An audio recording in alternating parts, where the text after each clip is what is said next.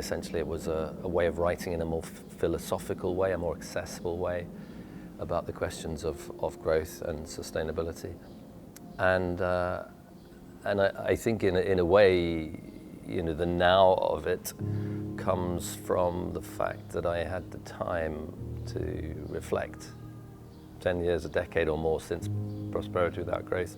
But I also had the time to sit down during the lockdown, during the pandemic, and think a bit more deeply about how to communicate those issues.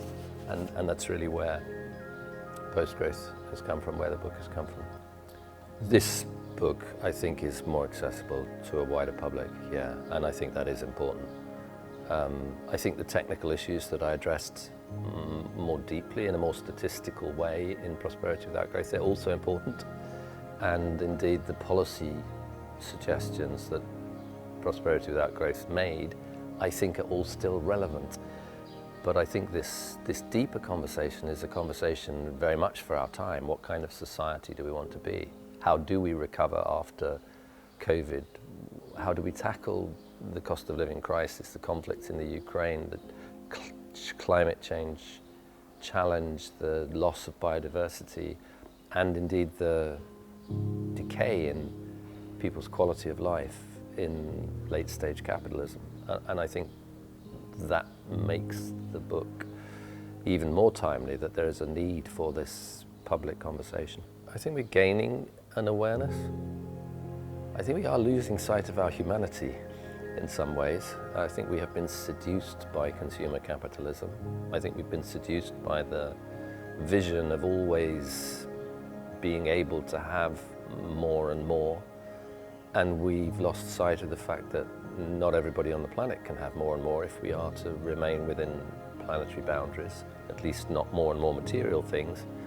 And I think we also lost sight of something deeper, a sense of our inhumanity, a sense of the different possibilities to live a fulfilled life, a richer inner life, a richer life for the community, stronger relationships, more creativity, a better sense of meaning and purpose. I think there are many people whose lives are bereft of meaning and purpose, and I think that's tragic, particularly if we're destroying the planet in the process, but it's also tragic from a human point of view.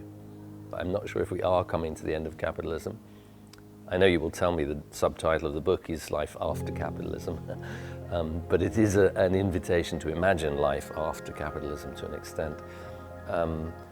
There were definitely times when, and I think actually interestingly before the pandemic there was a lot of questioning of capitalism and how it needed to change. And I talk in the book about a particular event in Davos in January 2020 where many of the leaders of capitalism were questioning what had gone wrong, and Mark Benioff, CEO of Salesforce, coming out and saying capitalism is dead in one breath, and then in the next breath saying we need a new kind of capitalism. Capitalism is dead, long live capitalism.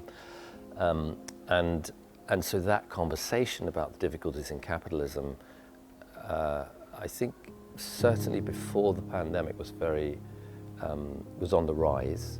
And then, of course, during the pandemic, to some extent, we dismantled capitalism because it wasn't helpful in addressing the pandemic. So various principles of capitalism, like the sovereignty of the free market, were turned off almost overnight, and we found ourselves living in a post-capitalist world very, very briefly, and it didn't last long.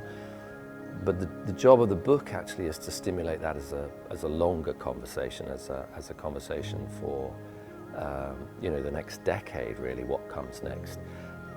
And I think I would disagree with you that there are no alternatives. I think there are many alternatives, and I think we forget the power of some of those alternatives because we are in the middle of a culture of capitalism. We believe the language of capitalism. We believe that with the fall of the Berlin Wall in 1989, communism was basically over, which of course isn't really true either, because there's a huge resurgence of communism, various forms of totalitarianism, various autocratic ways of governing society.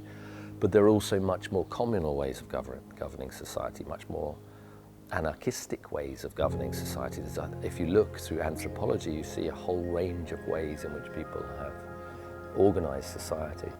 And I think we tend to think, because we live in the middle of capitalism, that it's the only one, and particularly that it sort of somehow defeated communism. And my suggestion is not that it's either communism or it's capitalism, and capitalism doesn't work, so we should go back to communism. It's rather that we need to be a little bit more creative in thinking about how societies can organize themselves. We will see change. We have choices, and I think the thing that I suppose that makes me feel as though there is a better alternative is that capitalism is a system which promises so much to everybody and systematically fails to deliver on certain key things. And so can we conceive of a life, a world which doesn't trash the planet? Can we conceive of a world in which inequality is greatly lessened, in which there's far less inequality? Can we conceive of a world in which actually our lives and our relationships and our communities and our sense of meaning and purpose are richer? I think we can. I think it is a kind of an offer.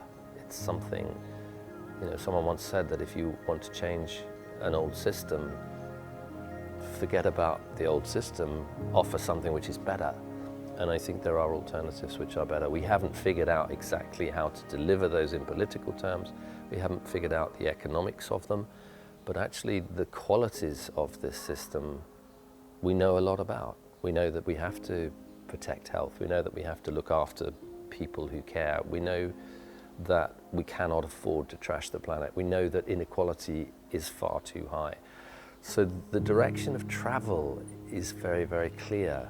And we also know, and I think this is a really important point, we also know that the human psyche itself is ill-served by capitalism. Capitalism panders to one particular part of the human psyche, the selfish, individual, hedonistic consumer in us. It does a very good job of that, but it does a very poor job of recognizing that the human psyche is much broader.